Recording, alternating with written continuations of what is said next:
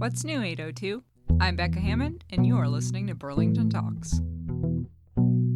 Burlington Talks may include graphic or explicit content. Listener discretion is advised.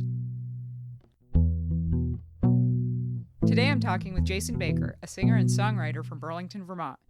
Jason has released 2 albums so far. His most recent is Common Man Blues, which was released in 2019. Jason is also the co-host of a radio show called Folk Talk with Rick Polari on WBTV LP 99.3 FM.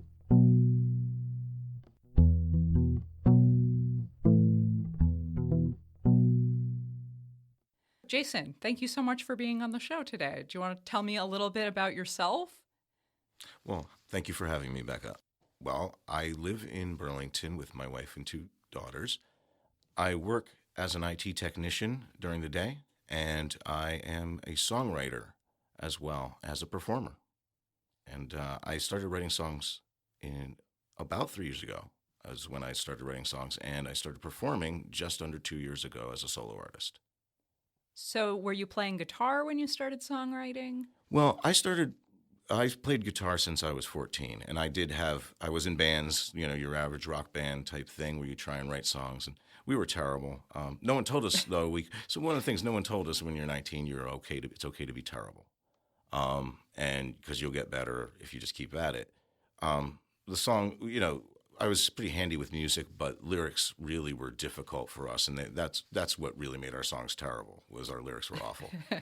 We had a pretty good sound, but it wasn't going to hold together because there was nothing special there in the songs, and that's it comes down to the songwriting itself.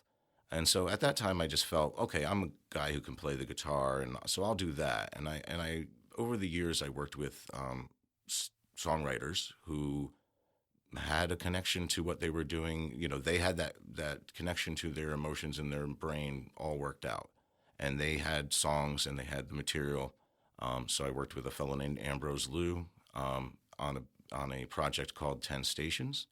And that was back at Rutgers University when I was attending college there. And he's later gone on to lead a band called Haas, and they're out of New Jersey. And he's a fantastic songwriter. And I also, in Vermont here, after I moved to Vermont about 25 years ago, I also worked with a fellow named Guy Henderson, who's a local songwriter and musician, who's an amazing musician, classically trained, very prolific songwriter, writes in a variety of different styles, and can play almost anything on the piano or guitar. He's an amazing guy.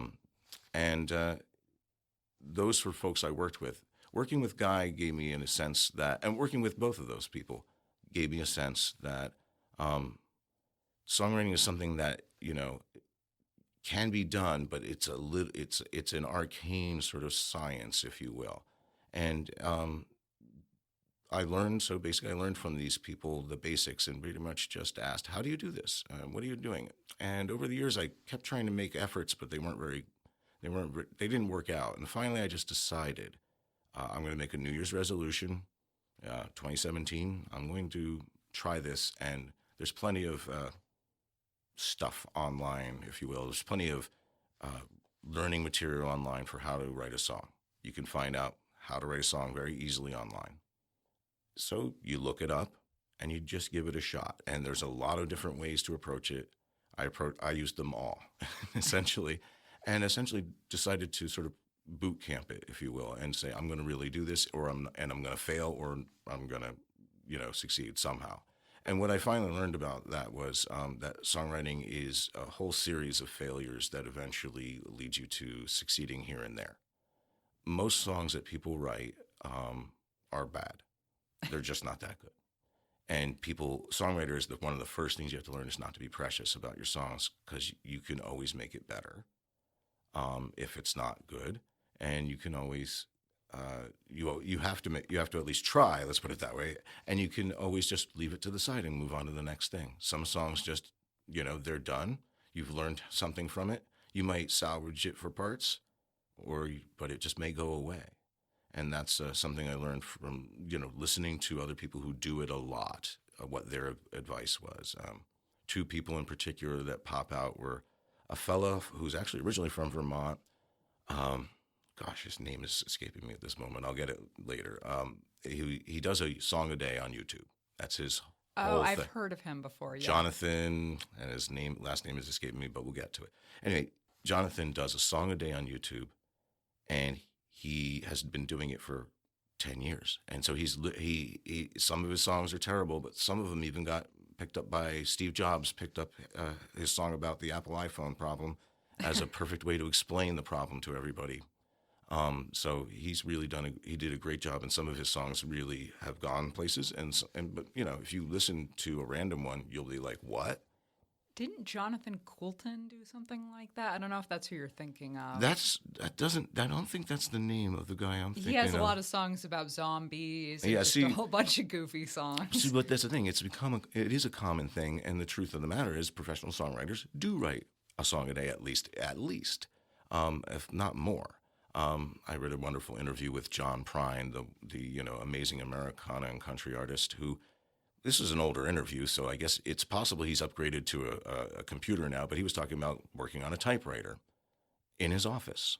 Not, the question was, John Prine, how do you get inspiration for songs? And he says, I go to my office at 9 a.m. and I write songs on my typewriter all day long until 5, and then I leave. After that, after writing 10 songs a day, most of them I throw away. And I'm thinking, boy, wouldn't I like to pick up the stuff that he throws in the recycling? But, right. But John Prine's cast-offs must be worth gold. But the truth is, that's how the point is taken. You just got to keep at it. It's hard work. It's not easy. It's not easy to define success when you'll kind of know it. You'll think, but you have to run it by other people too. And there's no way of telling until you're even when you're done, you're not necessarily done. That's interesting. There's all these lessons you learned right away about songwriting. You just got to do it more and more and more. Right. So it sounds like you've been playing your whole life. I'm guessing you've been well versed. You've been playing a lot of different types of music your whole life. I started out as a hard rock, punk rock, a guitar player kid. Went into blues and folk and things like that later, and. Have learned jazz and Celtic music, any number of things that along the way that just caught my ear. I tried to learn it. So I've definitely had an eclectic musical background in that regard. But starting out, as a teenager, my influences were, heavy metal, punk rock, and rap. Those are, and that does show, and I think in the lyrics now, and the punk and rap stuff really does show in my current lyrics, even though I'm writing what most people hear as folk music. Yeah, that's what I was thinking. I was listening to your newest album earlier, and I was thinking it sounds very Vermont folk type music. It was really good. There was a kazoo in one part, so I wasn't expecting you to say that your influences are heavy metal. Well, that kazoo was played by my friend Rick Polari, who is a fellow who is a Vermonter, who is a world-known folk artist and traveling performer. And he joined me for a couple tracks on this album. Rick has been very kind and taken me under his wing in the last year and become a mentor to me, quite consciously, making that decision and being really, really open with his with all of his knowledge about music, about the folk community. He's included me in a radio show, and he sort of just asked me to show up at this station where he does a TV show there. I knew already on VCAM called The Songwriter's Notebook for many years, but he asked me to show up there, and I thought he wanted to just talk. He says, "Well, I'd like you to do a radio show with me." Well, that sounds interesting, Rick. Why not? And he said, "Okay, we're on in about 20 minutes." So we did that, actually. He actually threw me in there like that, and we did a radio show. He just needed help with the technical end of it, I think. But it's a show about folk music that's not intended to be just playing music, but talking about it. And it's kind of difficult to talk about something if there's not someone to talk to. And so he and I were already in a sort of conversation about about folk music, about my music, about his music, about just the folk music community in general. And I think he just thought it might be an interesting idea to share what our conversations are with the community at large. So essentially what the show has developed into is us talking about whatever the latest topic in folk music that we feel like we want to riff on. So we'll do themed shows and initially we were just doing theme shows like, let's just talk about the great banjo, music of the 20th century. And we did a complete overview of that. Or the great blues songwriters, and did a whole show on that. Or the great women songwriters in the singer-songwriter community, a whole show on that.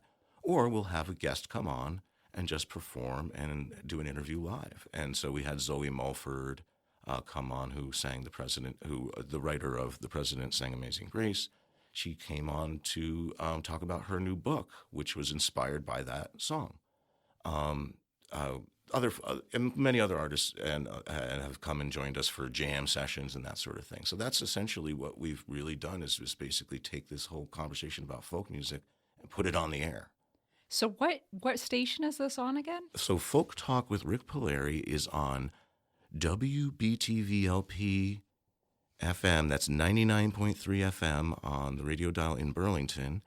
And that's at 993wbtv.org online. And so you can tune in to us live at 4 p.m. on Sundays. And then we are also rebroadcast. Their encore broadcasts of our shows are done about a week after. And then sometimes just other encores from previous times are done on a nationally and international, actually, folk music internet radio station called folkmusicnotebook.com. That's run by a DJ out of New Jersey named Ron Olesko, who's I've forget history. He's a very well-known folk DJ from New Jersey. He runs folkmusicnotebook.com, and we are very proud to be included among his roster of programs that he presents from all over the country and all over the world. We do our show locally here, but it reaches everybody, and so we've actually had stuff from Vermont be heard around the world, which is really great. That's really been cool. Yeah, that's wonderful to hear about. So do you want to tell me a little bit about your upcoming project with Rick? So Rick and I, in addition to doing the radio show, have talked about playing music together, and we've jammed a little. He did join me at a gig at the Double E once.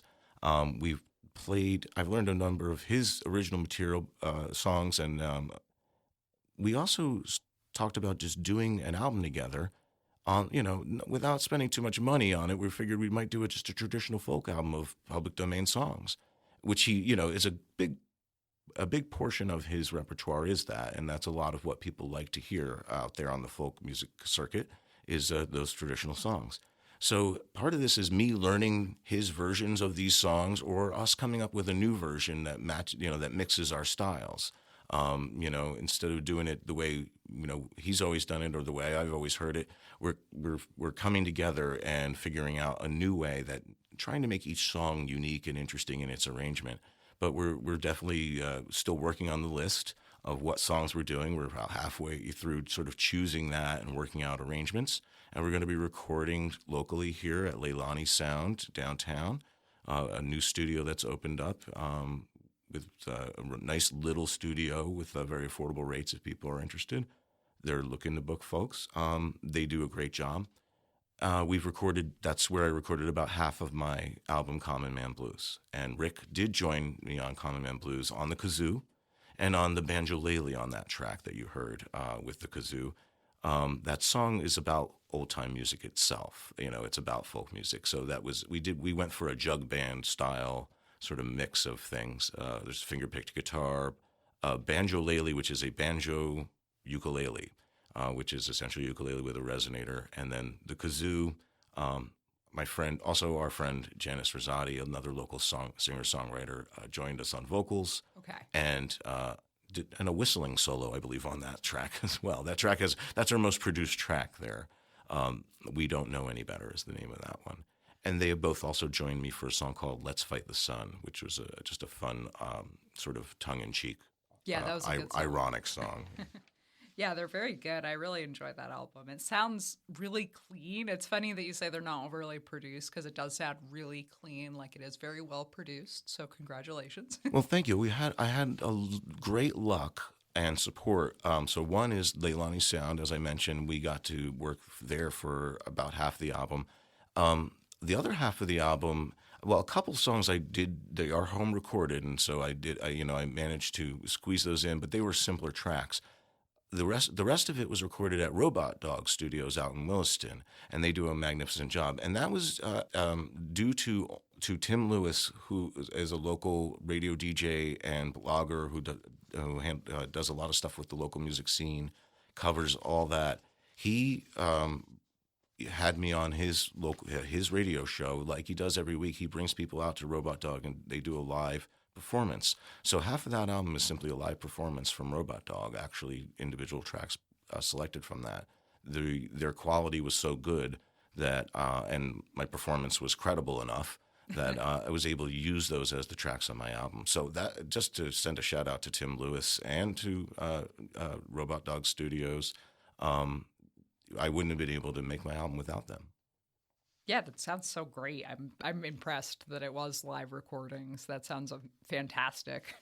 Well, I actually think that that's the best way still to get a really, honestly, a really great recording is to get capture something live if you can, with the spirit of it.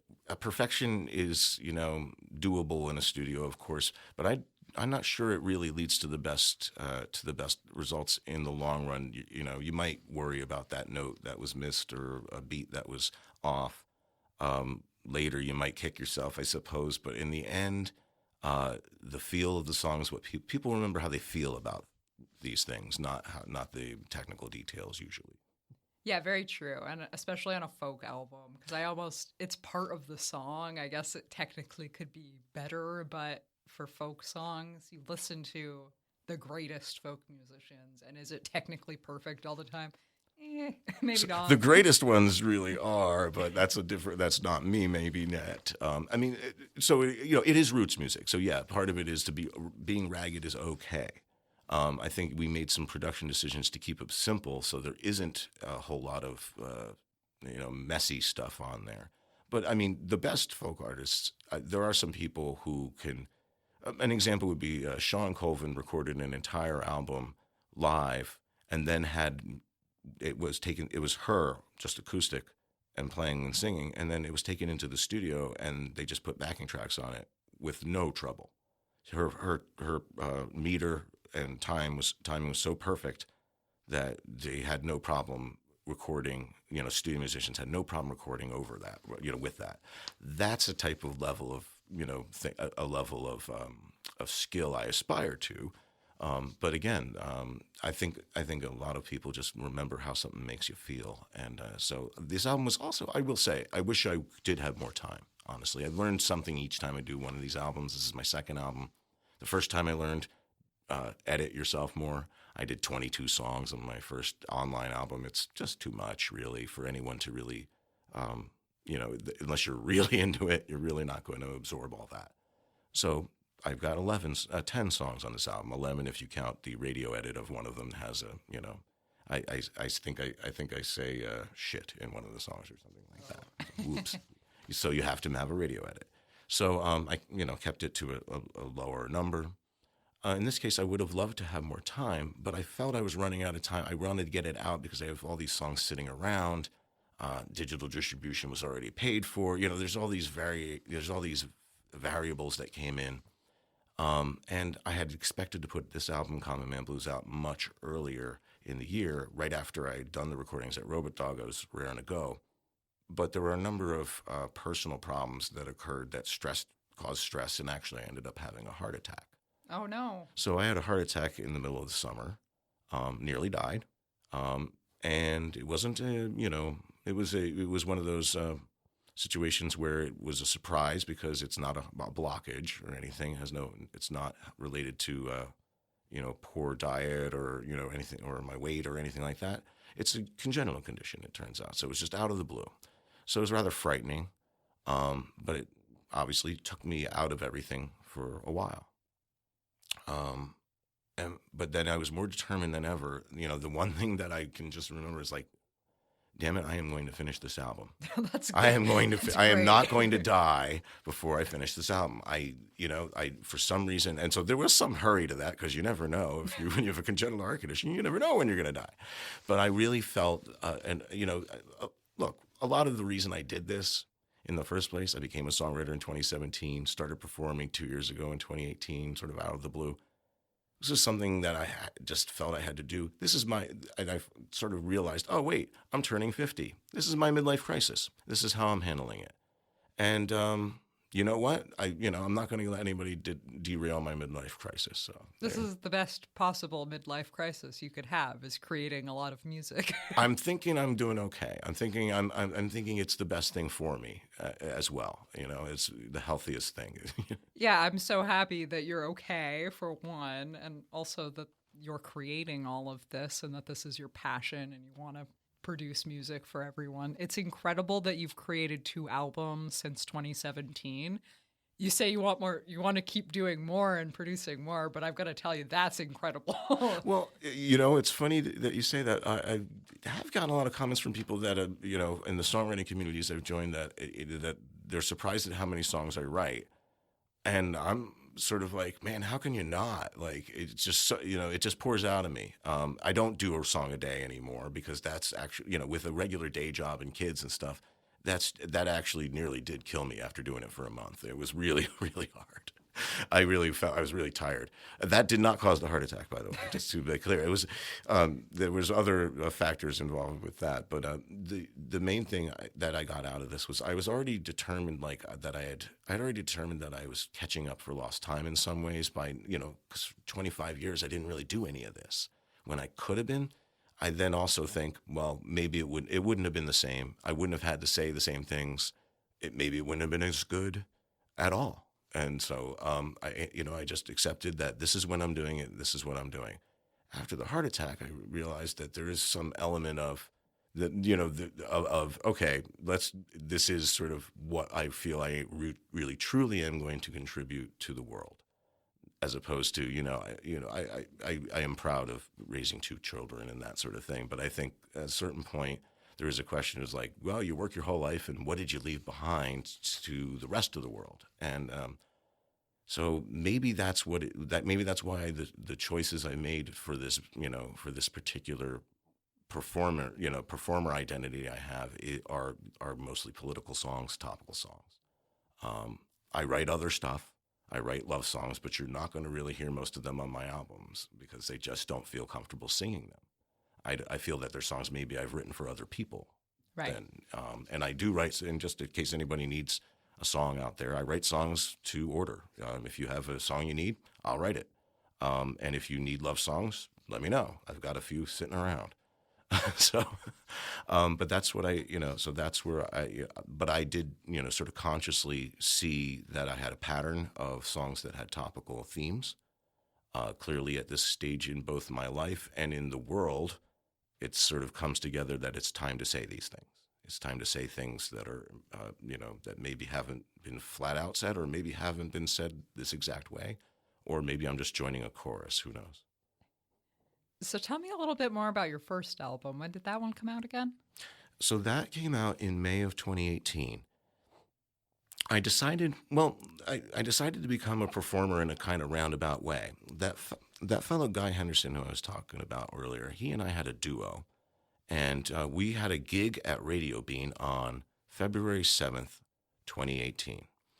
I don't know if anybody remembers what happened on February 7th, 2018, but there was, in fact, a big snowstorm.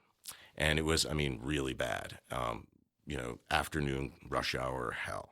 And so Guy, he bagged out on me. He couldn't make it. He wasn't going to drive through that. And I didn't blame him.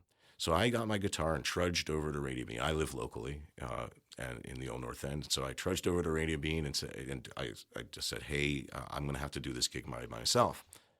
And I got up there and I pulled out my folder of stuff I had written in the last year and month or whatever after that. And I just pounded right through it.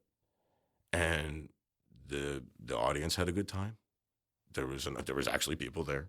I had a good time, and at the end of it, I said something. I caught myself saying something, which was, "Hey, thanks. I haven't done this in 25 years." And I realized I hadn't been on a stage by myself with a guitar singing anything, and I had never sung an original song before that night on stage at all. I don't think. I think I had done covers or whatever, Right. Coffee House or something like that. But I realized I hadn't done anything like that in 25 years. And when I realized how much fun I had, that's the night I made the decision to be a solo artist. I'm like, okay, I am going to release these things. And a bunch of them had already been recorded as work tapes, if you will. Yep. I pounded through a few more that next month or two. And then in May, I released online only America Dreams. And that's 22 songs, which I laugh at now because it's just so many. It really is. That's so many songs. And it's funny. That's my edited list of songs from that year. Of that song, that first year, I had written 90 songs. Wow. I would say, and I would say out of that 60 to 65 were ones I would have. I was like, thumbs up. I liked them. There was, I still have a bunch of those original songs in a file I call Meh, the Meh file. They're just not that great. But I out of editing down from writing all those songs, and they were on any number of topics or whatever. They were really randomly. Many of those were created from randomly generated words, just randomly generated titles and things like that. That mixed two words together and I would just write down combination after combination until something caught my eye. So that's how I ended up writing so many of them. At that point, though, I realized I got to pick a direction here. I can't just, it can't be willy-nilly jazz songs and love songs and this and that. So I've realized that there was a theme of songs that had topical themes, if you will, political overtones, things to say about the current events, or the current conditions in the United States and the world. I mainly chose those for that album.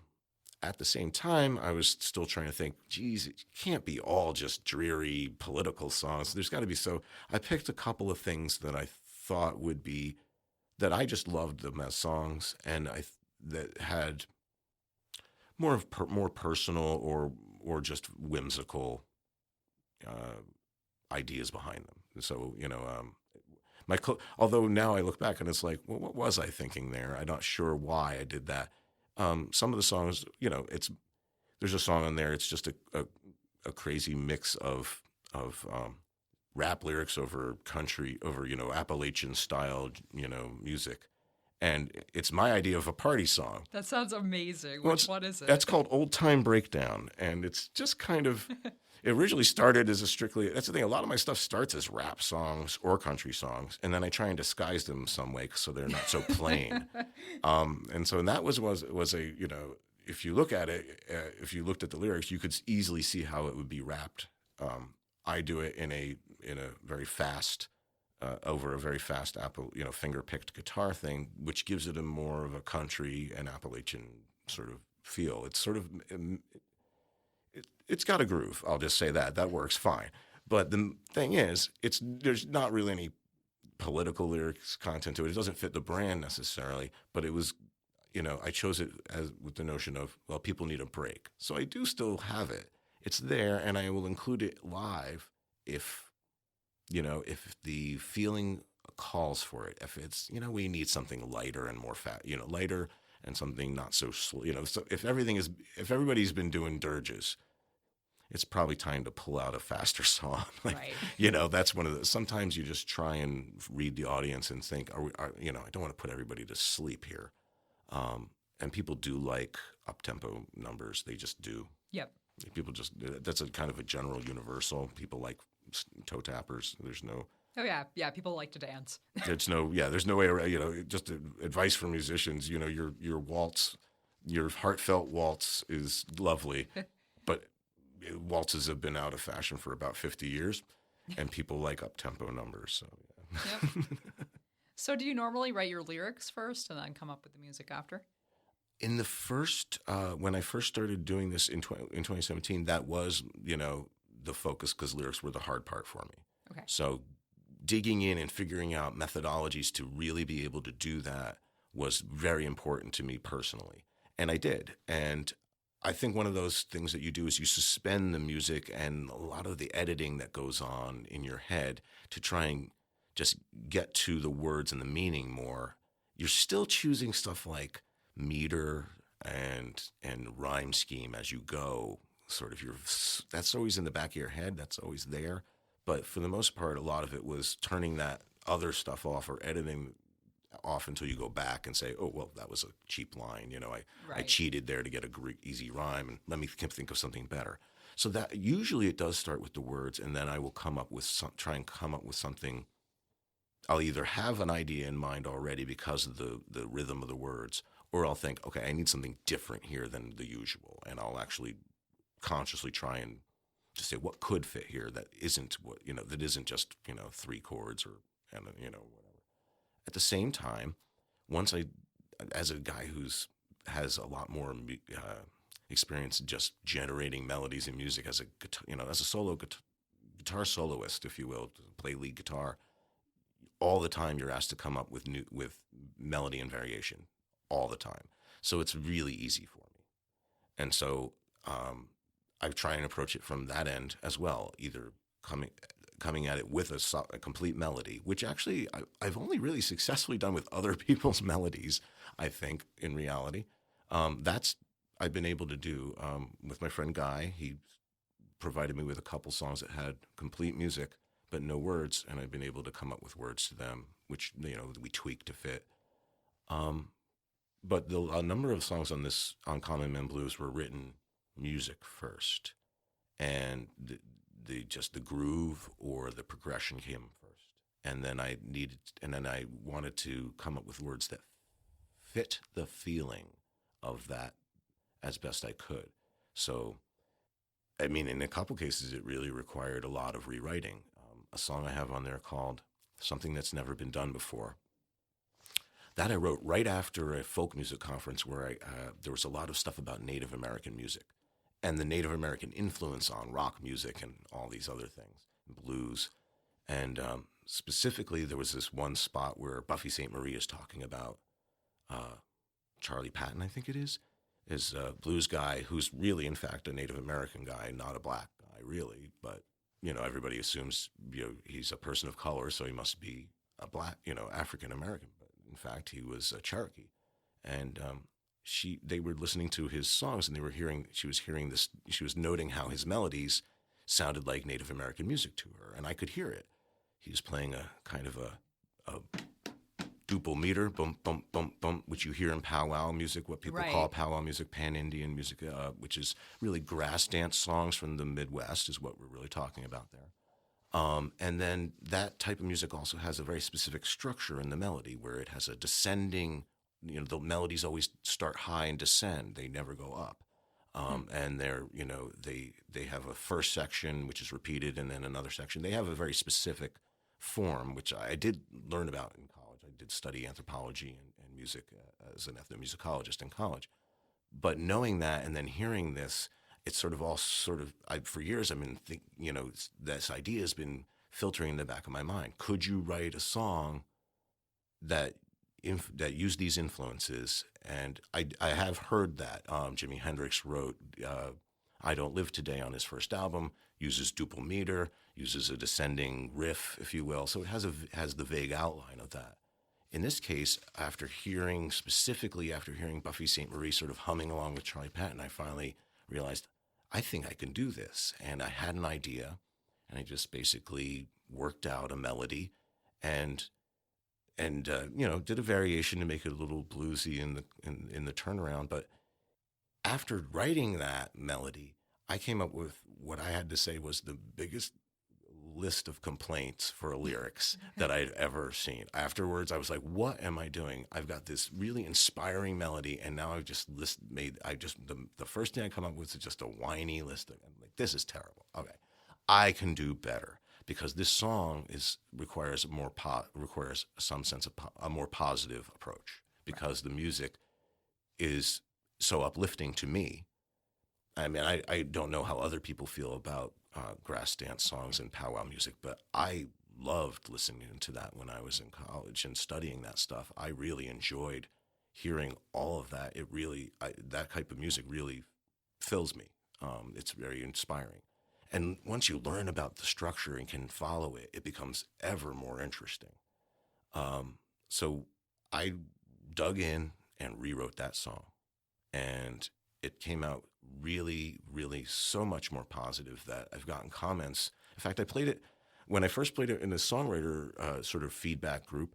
The one comment that sort of surprised me was from an elementary school teacher saying, "That is a great song to sing with kids."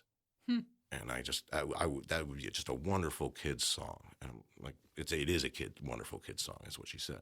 And then I played it last night at this Songwriter in the Round thing that I just did last night. I happened to pull it out. And afterwards, one of the other songwriters just said, "I just had a vision of, have you ever worked with kids? Because I just had a vision of you dancing around and playing that with kids." And I just thought that was rather amusing, especially since my answer was, well, no, I'm like W.C. Fields, don't work with animals or children. It's like a showbiz rule, right? Oh, that's funny. That's funny that two different people recognize that in the same song. Well, I think it shows that the song has a positive innocence to it that I was aiming at, and I feel very proud of that. The fact that it achieved what I was aiming, at least well enough for a couple people. Even to me, not everybody in the world's going to like my music. If somebody says it touched them, that's a huge win for me. That's everything I could ask for. If anybody ever covers one of my songs, I'll probably die from happiness. That'll be it. That's so awesome. Your music sounds really powerful and from the heart, and I have been enjoying listening to your albums, two that you sent me. I can't believe that you didn't mention in the notes that you were nominated for an award last year. Do you want to tell me a little bit about that? Well, it was a bit. It was kind of out of the blue, and so I actually have no idea how I got nominated. But the New England Music Awards every year has a variety of categories: best this, best that, best country band, best whatever in New England, and they have best in state awards for each state in New England, and I was on the list somehow of nominees for best in Vermont. Along with several bands who, of course, it's hard to compete with a band, but I was really surprised by that, and so that was really cool. And I didn't win, but it was very nice to be nominated. And again, it was a real sort of surprise because at that point, Common Man Blues wasn't out. I only had my sprawling album of 22. Songs online and no physical product to show at shows or anything like that. So I'm not sure who nominated me. I'm not sure how it happened, but I'm very grateful to whoever did, and it was quite humbling actually. I'm writing my next 2 albums now. Actually, I've got, and I say 2 because there's clearly a musical coming about Burlington. Oh, awesome. That I've about half written, which I'm not sure what I'm going to do with that. If anyone's interested in doing a musical, get in touch. That is fantastic. I hope someone wants to make a show out of it. Yeah, it's about the political situation in Burlington. So, is The Hole in it? The Hole The Hole doesn't have its own song yet, but the concept is there. Yes, it's funny. I've got the bookends for everything. A lot of things and a couple of the key character songs, but so there's that. But I'm also just writing, my regular stuff that I, just based on current events and stuff, which is what I do. Some of my songs, are literally, I looked at the news that day, and that's what you hear. There's a song on Common Man Blues called "Right or Wrong," and I like to introduce it live and say, this is the song that I wrote from watching the news. I watched the news one day. It might have been yesterday, or it might be tomorrow. That's what I say, because you never know. All the news is similar, and that's one of the problems. There's there's a war theoretically possibly happening, maybe not, who knows? So I realized, you know what, I haven't really dealt with an anti-war song head on, so I'm starting to write that. So whatever comes up, that's what I'm going to try and write about. I think there's not, unfortunately, there's no shortage for a topical songwriter these days of serious subjects to tackle. So I'm sure I will be busy writing, and so I'll be writing my new stuff. I'll be recording a folk album with Rick Polari. But one of the things about all of this is that when I started this whole journey of songwriting, I was doing it mostly alone with maybe one or two people like Guy Henderson or maybe one or other people to bounce stuff off of, and was after looking around to try and find some community. It turns out there's just a lot of songwriter community out there, and it's just there for the having if you want it. So if people are looking for communities, they're out there. There's a group that reached out. They reached out on Craigslist or something, saying, "Hey, we meet every month and we do songwriter feedback. If you want to come on by." And they listed the meeting time, so I went. It turns out this is a group that has been meeting for over 25 years. Oh, wow. They call themselves just Burlington Songwriters. And interestingly, it turns out that Rick Polari, my friend, was one of the founding members. And he had, back in the day when it was it was associated with something called Burlington Coffee House, which was run by a guy named Jeff Miller, another one of the founders. And the main person who was Rick, Jeff, and this other person was Rachel Bissix, who was a singer-songwriter who sadly passed away from cancer a number of years ago. But she was a real key figure in founding of this group, of this songwriter feedback group. They did the monthly open mics in front of their Burlington Coffee House, where they would bring, I think the Ripton Community Coffee House does this model now, where you bring a known act in who can draw a crowd, and then local folks will sign up to perform in front of that. That was the format back then. And that's been discontinued. I don't know when that stopped happening. I think it's just expensive to do. But the songwriter feedback and support meetings have always continued. And so I joined that community and really have become sort of part of it. There's a fellow who's really clearly the de facto leader. No one's voted leader, but he clearly is the guy who does the most. His name's Ron Lawrence. And he's a songwriter with a band called Jericho Road Crew, and they're a fine little group. He works a lot to just support other songwriters, and I've tried to help him out as much as I can on the technical end, Facebook stuff, that kind of thing. We've worked together to book shows at the Double E over the past year. We've handed that off to Denny Bean, another songwriter now. We're trying to give everybody in the group opportunities to learn how to do different parts of the showbiz sort of thing, if you will. How to do the sound, how to do the booking, how to do the promoting, in addition to how to perform as well. And all of that is part of being a songwriter or performer, as well as the songwriting. However, the songwriting workshops, which are once a month, are really still just bring your songs in progress or the stuff you think is done, show it to people, get feedback in a kind way. It's a safe space. Everybody is welcome. You can check us out on Facebook. Just look for Burlington Songwriters, and you'll find our monthly meetings on our Facebook page on the events. We do make events on Facebook, and that community is something that's really been special to me. It's been really cool to be able to provide performance opportunities for folks at the Double E and other places. That's been really great. Interestingly, shortly after discovering the Burlington Songwriters monthly group, I discovered there's another songwriters workshop that meets monthly in Burlington, and that nobody in either group knew anything about the other group, except for me, it turned out. So I went to this other one, and this other one is associated with the Burlington Writers Workshop, who It's held at their offices on Main Street, downtown, and it is run by a fellow named Seth Cronin, a wonderful musician and a very generous fellow who is generous with his time and his advice at the workshop, especially.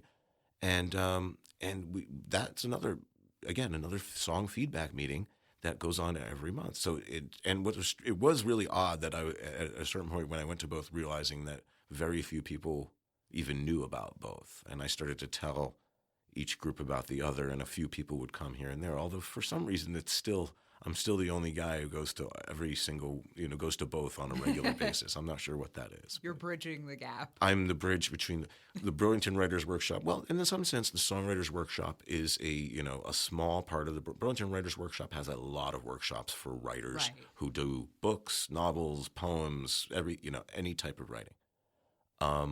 So the Songwriters Workshop is simply one smaller facet of that. So I think, in a sense, that's not their main focus. But this group, and so it's a small group, but they're willing to support this group. That's great. The Burlington Songwriters, that's the whole thing. That's all we do is songwriter support every month. They're both great groups of people. We're always meeting new people who come in and have great lyrics, great stuff, and it's everybody's welcome if you're at all interested in songwriting in both groups. So look them up. So in the case of Burlington Writers Workshop, they use meetup.com instead. So again, Burlington Songwriters use Facebook. Burlington Writers Workshop uses Meetup. So you can find those two songwriting workshops in Burlington every month. The Burlington Writers Workshop, Songwriting Workshop, is the second Thursday of the month typically. And the Burlington Songwriters Workshop and Meetup is typically the fourth Tuesday typically. The Writers Workshop is downtown on Main Street. The Burlington Songwriters Meetup is at 20 Allen Street in the Old North End at the old St. Joseph's Building in the Community Center. I'm sure there's loads of people who'd be interested in hearing about those because there's so many different writers and musicians in the area. Well, musicians, if you're not a writer and you want to just work with songwriters, please come by. We're always looking for. We're always trying to form a house band, if you will, and so everybody's always looking for people to accompany them. If you're interested in who's writing the latest stuff, come. If you're a person with just some lyrics and you want to figure out how to turn them into a song, please come. If you have no idea how to write a song but want to learn, come. Even if you don't play an instrument, come and join us. We can, songwriting is something that is not intuitive, but it can be. But it's not something you can.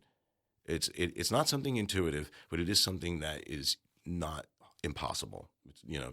People shouldn't feel intimidated by it. That's the final thing I finally learned is I was just intimidated to do it all these years, and that was a mistake on my part. So do you have any upcoming shows, Jason? Depends on when this is airing. So this will air on Tuesday, the 21st. Okay. So I have a show coming up at the Double E on the 29th of January, and I'll be having some friends join me on stage. It'll be mostly me doing my album Common Man Blues, but then I'll have some friends join me on stage to do some other stuff, and it should be fun. I'm also going to be doing a show at Radio Bean on February 7th for the anniversary of my original solo show 2 years ago, celebrating when there was a snowstorm and I had to do it on my own. But yeah, celebrating 2 years as a solo performer on February 7th at the Bean. Awesome. Great to hear. Thank you so much, Jason, for being on the show.